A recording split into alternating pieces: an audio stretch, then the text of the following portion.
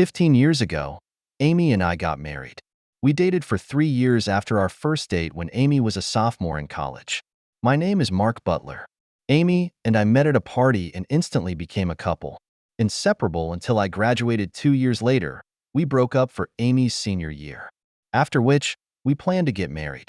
About 6 months after we got married, we were at a party with several other couples our age. It was a barbecue with grilled steaks and lots of drinks. Toward the end of the evening, the crowd dwindled down to us and three couples sitting around a fire, drinking and talking. The topic of celebrity hall passes came up. What the hell is a celebrity hall pass? I asked. Sadie, the petite blonde to my left, spoke up. A celebrity hall pass is exactly what it sounds like. It's a game we play where you name the person you want a vacation from your marital vows for. You know, the celebrity you're allowed to have sex with, so you guys are just playing this game? Yes, Sadie said, patting her husband's leg. It's a game we're playing, but Tom and I agreed that we'd give each other one hall pass.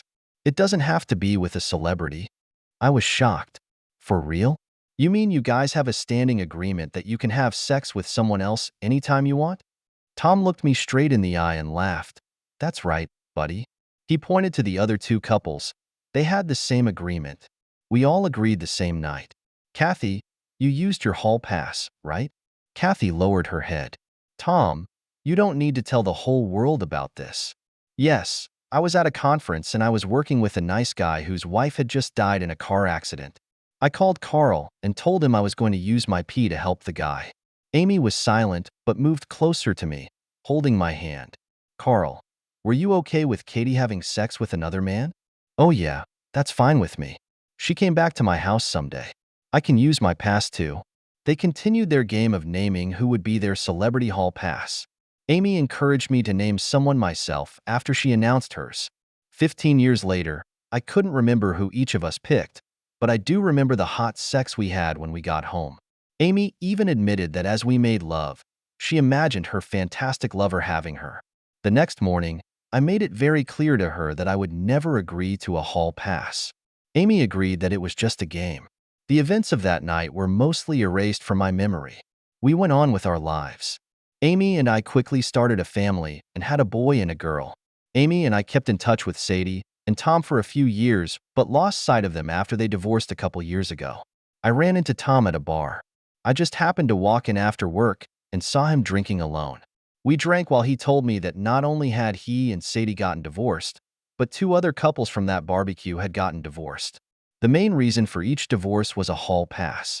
Tom said that each of them believed that the hall pass would allow them to experience excitement outside of marriage without having any effect on the marriage. Tom said they couldn't have been more wrong. After each used the pass, comparisons and suspicions arose. Suspicion led to disrespect, which led to divorce. My conversation with Tom confirmed what I thought the night before at that party about the hall pass. It can be a fun game to play as a fantasy. It doesn't work in the real world. I was going to tell Amy about my run-in with Tom, but because of our busy lives, it never happened. It was Thursday night when Amy was at a conference in Los Angeles. Around midnight, my phone rang. It was Amy calling. It was noisy, like she was at a club. I could tell from her voice that she'd been drinking. You won't believe this, but I met Joshua from my soap. He likes me, and I'm going to use my hall pass. The noise got louder. What did you say? Did you say something about using your hall pass? Yeah, honey. I knew you'd understand. I'll see you Saturday. What? What the hell are you talking about? Can you hear me, Amy? The call ended. I quickly tried to call her back, but her phone went straight to voicemail. I left her several messages asking her not to do anything stupid. I sent her several messages about what the consequences would be if we broke our wedding vows. After hearing nothing from Amy all night, I tried several times in the morning, but to no avail. Friday was a horrible day of not knowing what was going on with my wife in Los Angeles. I drove the kids to my parents' house after work. I headed over to Jack's house. Jack's wife, Jenny, made the same trip with my wife. They worked together and were good friends. Jack met me at the door, surprised to see me. Hey, Jack, I need your help. I can't get Amy on the phone. When she called me last night, her voice sounded weird. Can you call Jenny to see if she knows anything? Sure, Mark. I'll call Jenny and tell her you're here looking for Amy. No, don't tell her I'm here. I'm afraid Amy will ask her to cover for me. Just call her and mention Amy in the conversation and let me listen without her knowing. Sure, buddy. They're supposed to be wrapping up class right now. I don't know what made me do it, but while Jack pulled out his phone, I turned on the recorder on my phone. His wife answered after the first ring. Y unei. You must have psychic perception. I just got back to my room after class. We're having dinner tonight, and I'll see you tomorrow. They talked about the conference for a while. Then Jack brought up Amy. Have you seen a lot of Amy? Mark called me and left me a message asking if I talked to you about her. Damn it, don't tell him. You talked to me. The last time I saw her was last night. We were all drinking when this hot soap star came over to our table. Amy got his autograph, and they danced a few times. We were sitting at our table when Amy said something about her and Mark having a hall pass agreement. The star of the soap quickly jumped up, volunteering to be her pass. I tried to talk her out of it, but she said it was a once-in-a-lifetime opportunity. Amy whispered in my ear that she would let a guy sleep with her. The next thing I knew, she was walking arm in arm with a guy, walking out of the club. I haven't seen her since. God, don't tell Mark. Jack ended the conversation by looking at me. Sorry, bro. Do you guys have a hall pass arrangement? No, we played a game called Celebrity Hall Pass years ago, but then I explicitly told her I would never agree to such a thing. What are you going to do? I don't know, but it's not going to be good. On the way home, I stopped by my parents' house and asked my mom to keep the kids for the weekend. She could see something was wrong, but I didn't tell her what it was. Once home, I tried several more times to call and text Amy, but to no avail. I assumed she had turned her phone off so she wouldn't be disturbed while she slept with her soap star. Amy's flight was supposed to drop her off by mid-afternoon. Amy would drop Jenny off, so I asked Jack to text me when Amy dropped her off. I set up our video camera on a shelf in the living room so I could meet her face to face. I wanted everything she said to be recorded. At 4 o'clock, a text came in from Jack. I had about 20 minutes. I grabbed the camera remote and waited for my wife to return. I almost jumped up from my seat when the garage door rattled. Pressing the record button on the remote, I tried to be as calm as possible. Amy popped out of the kitchen with her bag in tow. Oh my God, what a crazy ride, she said excitedly. Yeah, I bet it was. I've been trying to call you. My phone broke. I dropped it, and it just shattered. Last time I talked to you, I couldn't hear you very well. It sounded like you met the star of the show and used your pass. Yeah, we were at the club, and Joshua Morrow came to our table, you know, the star on my soap. We danced a few times and talked about our hall pass agreement. Damn, he's so hot. He said he wanted me to use my hall pass on him. That's why I called you. He had all the hot actresses, and he wanted me. Can you believe it? He took me to his house and, well, you probably don't need the details. No, no. Tell me how he had my wife with his acting buddy that hundreds of other women had. Amy didn't feel like I was mad yet. Oh yes, he was experienced. He knows how to handle a woman's body. He said he took one of those pills. Damn it, you're going to have to try it. He lasted forever. Hell, he was good. Those stories you hear about these stars being good at sex are true. Amy was just getting dizzy as she told her story. Finally, she noticed the anger on my face. Mark, are you okay? No, I'm not. My wife is standing here in my living room confessing to adultery, and she can't contain her giddiness about having sex with another man. Adultery? What are you talking about, Mark? It's a once-in-a-lifetime opportunity. Joshua was my hall pass. I thought you'd be happy that I was able to fulfill a dream. Am I supposed to be happy that you broke our wedding vows? I didn't break our wedding vows. I took the day off to fulfill my fantasy. It was similar to what our friends did. I just used my hall pass. A look of concern appeared on Amy's face. No, Amy. It was just a game, and I made it very clear that it was just a game. I told you I would never break our marriage vows, and I wouldn't tolerate you doing so. If you had a chance to be with a celebrity, I would be all for it. I don't understand why you can't just be happy that I had an experience I will never forget. Don't worry. I'll never forget either. I'm sure the family you forgot about will never forget either. I walked over to Amy, grabbing her hand. I took the wedding ring off her finger. You made love to him without taking the wedding ring off your finger, this symbol of our love and commitment to each other. We didn't make love. We had sex. Yeah, I didn't take it off. I was going to take it off, but Joshua wanted me to keep it on. I'm sure he did. He wanted to make fun of your marriage, so he screwed you. Knowing you were a married woman, Amy stood with her hand on her hip. It was her angry pose. I don't know why you're making a big deal out of this. It was only 2 nights. What do I need to take you upstairs to make it up to you? Thanks, but no thanks. Let me ask you, Soap Boy didn't use a condom, did he? Well, no. Amy was angry, but now my question embarrassed her. You let a man have unprotected sex, a man who's had sex with over 100 women and, considering he's a TV star, probably some men too. I wonder what kind of Hollywood disease he gave you. Amy, oddly, he probably gave you something else if you weren't on the pill. You didn't take the pills, did you? No, you know I didn't need it because you had. Oh my God. Amy yelled again. Hey, just think, you might be carrying a TV star's baby. Amy was obviously thinking in her head. No, I got my period last week, so I'm protected for the rest of this week. It's funny how you're just thinking about it now. Mark, you're making too big a deal out of this. Too big a deal. So you're saying I shouldn't make a big deal about my wife committing adultery and abandoning her family? Amy stomped her feet. I told you, it wasn't adultery. I used my hall pass. I called you, and even told you I was using it. There's a problem, Amy. You use something that doesn't exist. I never gave you permission to abandon our marriage and destroy our family. Stop being so dramatic. I really thought you'd be happy for me. I guess I was wrong. I'm done talking about it. Where are the kids? They're at my parents'. I didn't want them here when discussing our divorce. What? What do you mean by divorce? Are you going to divorce me over this? No, no, no. We're not going to divorce. As calmly as possible, I just looked into Amy's eyes. You made your choice. Now I'm going to make mine. And oh, are you telling me you're going to leave our family over this? It's not a big deal, and you're just going to have to deal with it. Amy yelled. Finished talking, I quietly went upstairs to the guest bedroom, locking the door behind me. For over an hour, Amy pounded on the door, telling me we needed to talk. Silence was my response. Getting up early, I was out of the house before Amy woke up.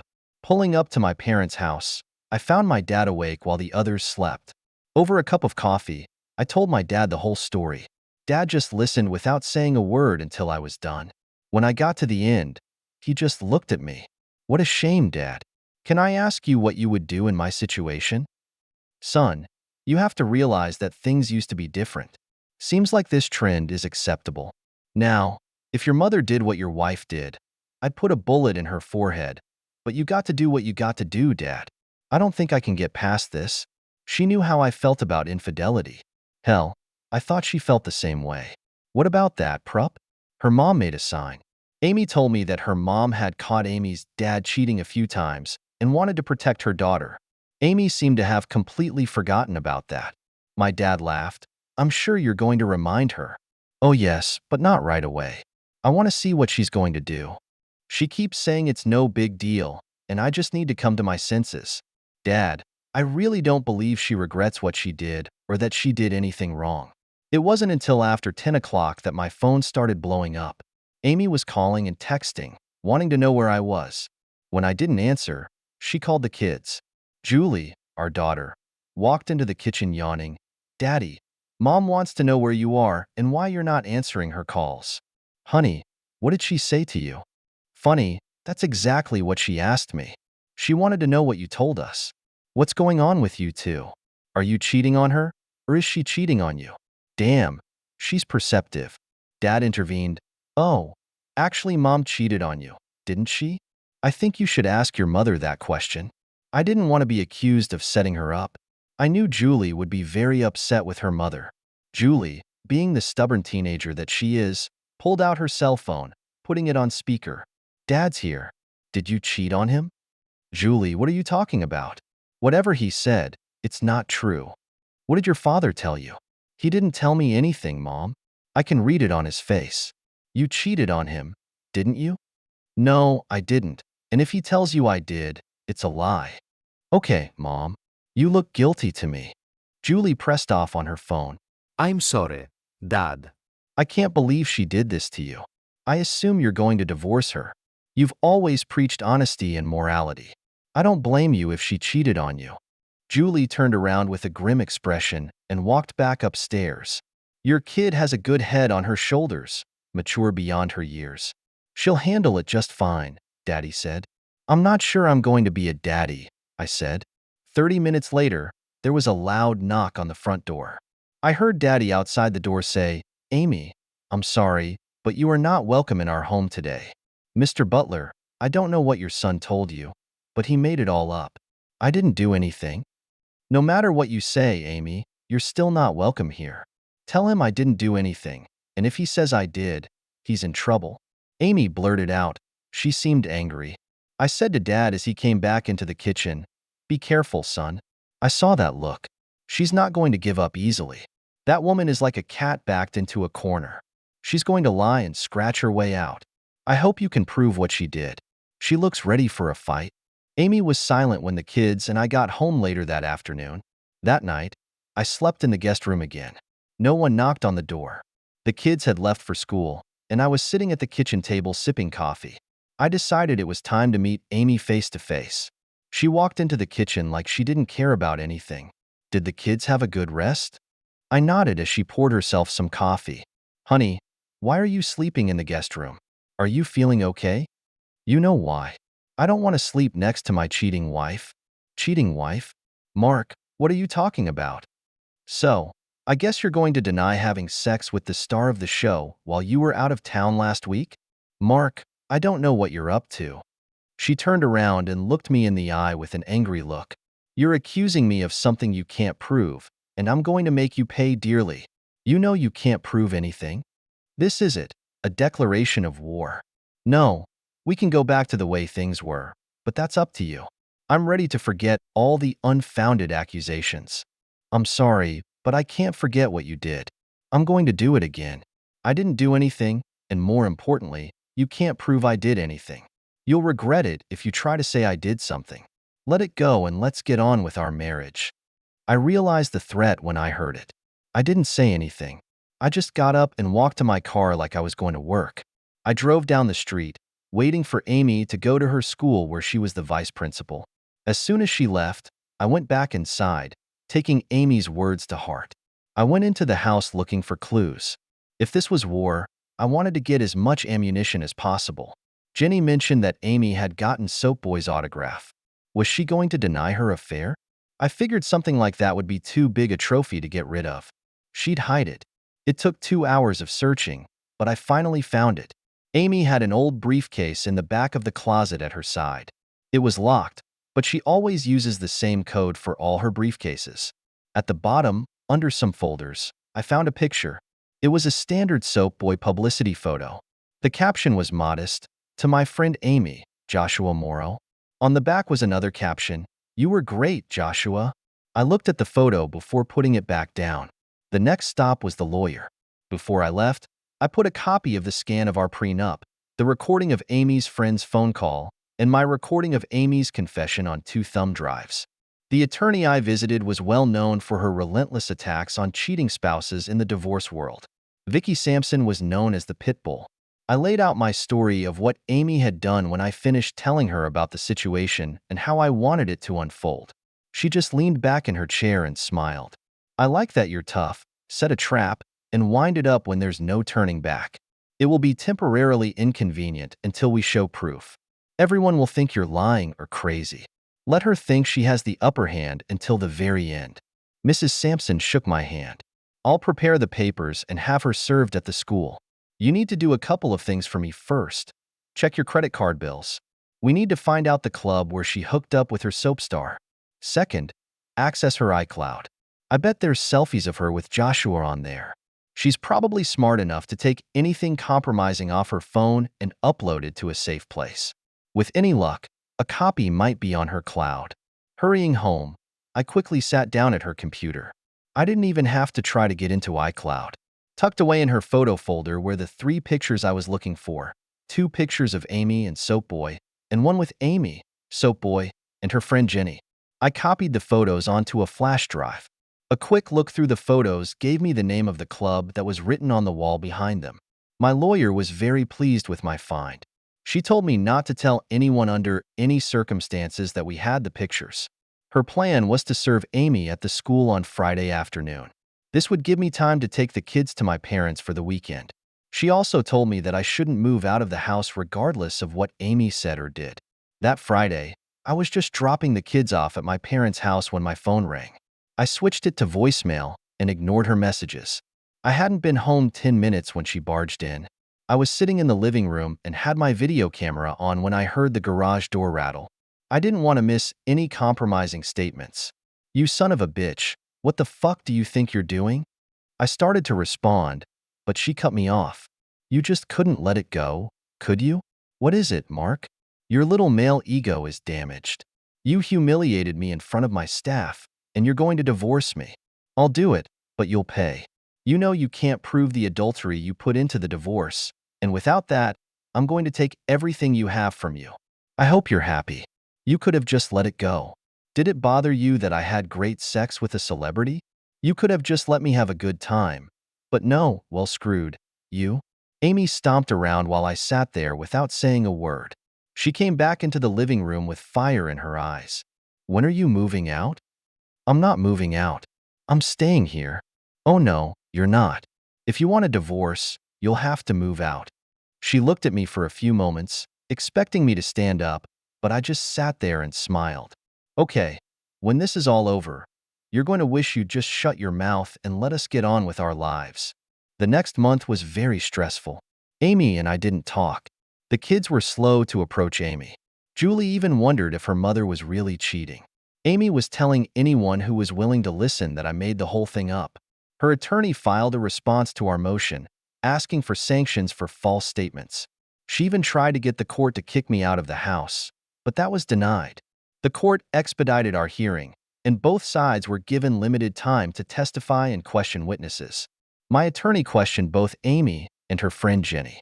They both denied that Amy had gone out with the soap star and denied that they had even dated him or gone to a club. In preparation for the deposition, my attorney told me that it was imperative that I tell the truth but offered no additional information.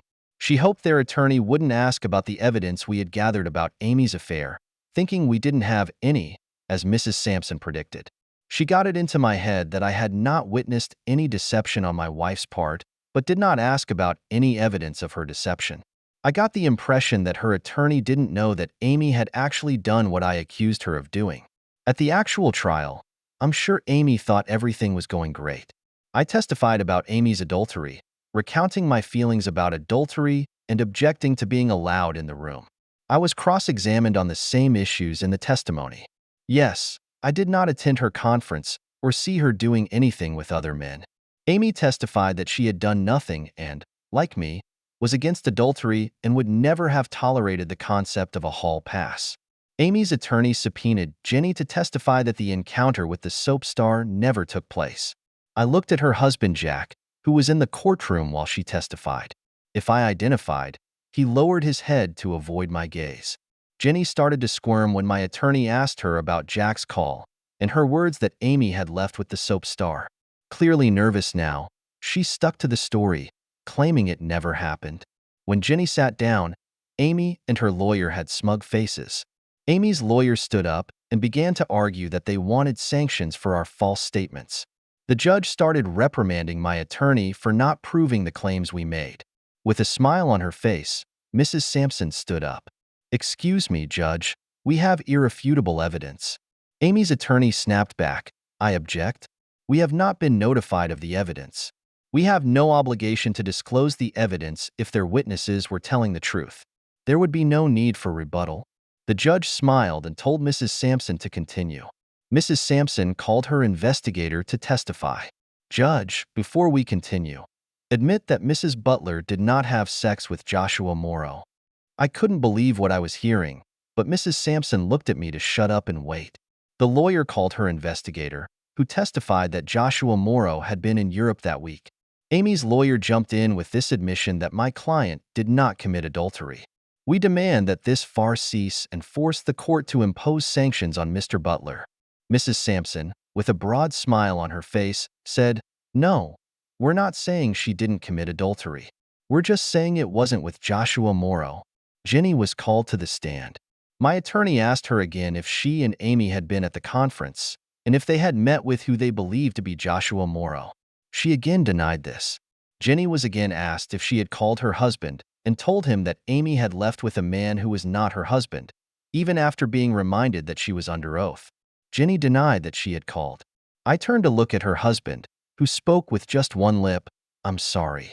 My attorney turned on the replay of the recording of Jenny's call. Amy's lawyer jumped in, objecting to the recording. Mrs. Sampson said, "Judge, my client was an invited guest at the witness's home and was allowed to listen to the call." The judge told the lawyer to sit down and asked Jenny if that was really her voice. She had no choice but to admit that it was. I began to feel vindicated when the evidence finally came out that I was telling the truth. Amy was called to the stand. Amy again denied that when she returned home from her trip, she admitted to having sex with another man. She gasped loudly when a video emerged of her describing her having sex with Joshua Morrow. Amy was in tears when selfies and a signed promotional photo were presented as evidence. As Amy was leaving the witness stand, the judge turned to Mrs. Sampson, "Lawyer, I'm confused. You said that Mrs. Butler did not have sex with Joshua Morrow, but you just presented evidence that she did." Mrs. Sampson called her investigator. "Judge, we have proven that Mrs. Butler committed adultery, but just not with the person she thought she was with." The investigator brought out the surveillance photos from the club. Several of the photos showed Amy and the man she left the club with. "This is not Joshua Morrow. This man likes to pick up married women. He's a known con man who has been diagnosed with several STDs." At this point, I just had to look at Amy. The look of shock on her face was priceless. After a short break, the judge returned to his seat. He gave a long speech about honesty and fidelity. The judge ruled that Amy had committed adultery, as stated in the prenuptial agreement. He ruled in my favor, upholding the prenuptial agreement. The judge lectured Amy that even if there had been no prenup, he would have awarded me custody of the children. For the record, he deemed Amy an unfit mother because of her persistent attempts to cheat. With tears in her eyes, Amy turned away from the lawyer's desk to leave. "Mrs. Butler, stay where you are. We're not done yet." The judge called Jenny to the bench to join Amy. "You both raised your right hand and swore to tell the truth in the courtroom. That oath is sacred in this building." He looked directly at Jenny. "I don't care if you have some mistaken belief that you helped your friend. A lie is a lie in this courtroom. If this were a criminal case, you'd both be in jail right now. I find that you both gave false testimony, and I hold you both in contempt of court." The judge fined them both the maximum fine of $55,000. Amy's bad day got even worse when she walked out of the courthouse to a local news crew pointing a camera in her face. I later learned that the lawyer had warned them. "Mrs. Butler, do you have a comment about abandoning your family for a one-night stand with a fake TV star?" The reporter's question was the straw that broke Amy's back. Amy let out a blood-chilling scream and then pounced on the reporter. It was a blur of arms and legs as Amy hit the reporter. Amy had her on the ground and was pulling her hair when the deputy was forced to use a stun gun. The cameraman videotaped the entire episode. Amy was all over the national newscast that night. Unfortunately, Amy didn't get to see her finest moment. She was locked up in the county jail, where she spent the next 6 months. No, I didn't have a beautiful blonde lined up to take Amy's place. I was too busy raising 2 kids, being a single parent now. And no, I didn't reunite with Amy when she got out of prison, though she tried. My mother felt sorry for her and asked her to give her another chance, but I didn't. Amy lost her career and became the target of jokes all over town. 3 months after Amy called and texted me, I agreed to meet her at her mom's house. I sat in silence and listened as Amy told me how much she loved me and missed me. She missed being a part of our family. As a result of her arrest and conviction for assault, she was only allowed limited supervised visits with her children. Amy said she was sorry she lied about her bond, as she called it, and was so embarrassed that it appeared she had been duped by a con man. She finished by begging me to take her back, saying she would be the best wife ever. I stood up and took a deep breath. Amy, that was a passionate speech. I believe you meant every word of it. You apologized for lying. You said you missed our family. You said you love me. I believe you. I really do. But it's what you didn't say that's most telling. You never said you were sorry or even showed any remorse for breaking our wedding vows. I think you were sorry that you didn't end up sleeping with the guy of your dreams. I don't believe you regret cheating on me or even that it was cheating. The answer to your question is no, and hell no. I'm not taking you back, now or ever. I want you to stop contacting me. Period. If you don't, I will renew the restraining order that was issued when you were arrested. Amy stood up crying, I'm sorry. I'm sorry I cheated on you. And yes, I enjoyed it. I'm really sorry. I enjoyed it. Is that what you wanted to hear? Amy, we're done. Go live your life. It's not going to happen with me. I turned and walked out the door, Amy yelling at me and her mom struggling to hold Amy down.